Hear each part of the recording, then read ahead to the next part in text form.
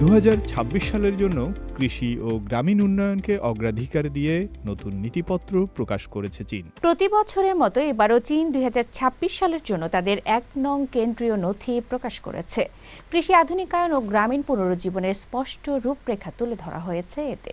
নথিতে বলা হয়েছে, কৃষি ও গ্রাম কৃষকের উন্নয়নকে সর্বোচ্চ অগ্রাধিকার দিয়ে খাদ্য নিরাপত্তা নিশ্চিত করা, দারিদ্র্য বিমোচনের সাফল্য ধরে রাখা এবং কৃষিকে আধুনিক খাতে রূপান্তরের ওপর জোর দেওয়া হবে। পাশাপাশি শহর ও গ্রামের সমন্বিত উন্নয়ন, গ্রামীণ জীবনমান এবং কৃষকদের আয় ও কল্যাণ বৃদ্ধির লক্ষ্য নির্ধারণ করেছে চীন সরকার। বিস্তারিত থাকছে ফয়সাল আব্দুল্লাহর প্রতিবেদনে।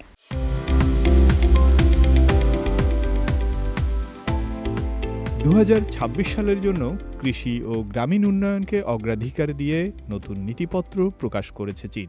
মঙ্গলবার প্রকাশিত এ বছরের 1 নং কেন্দ্রীয় নথিতে কৃষি আধুনিকায়ন ত্বরান্বিত করা এবং সর্বাত্মক গ্রামীণ পুনরুজ্জীবনের পরিকল্পনা তুলে ধরা হয়েছে। চীনে প্রতি বছরের প্রথম নীতিগত ঘোষণাকে 1 নং কেন্দ্রীয় নথি বলা হয়।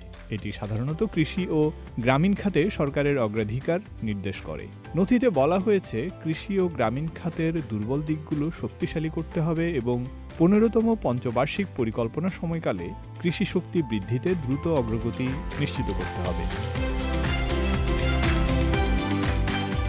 এতে আরও উল্লেখ করা হয়েছে, কৃষি, গ্রাম ও কৃষকদের বিষয়কে সর্বোচ্চ অগ্রাধিকার দিতে হবে, শহর ও গ্রামের সমন্বিত উন্নয়ন এগিয়ে নিতে হবে, কৃষিকে শক্তিশালী করতে হবে, কৃষকদের সহায়তা এবং গ্রামীণ এলাকাকে সমৃদ্ধ করার নীতিগুলোর বাস্তব ফল নিশ্চিত করতে হবে।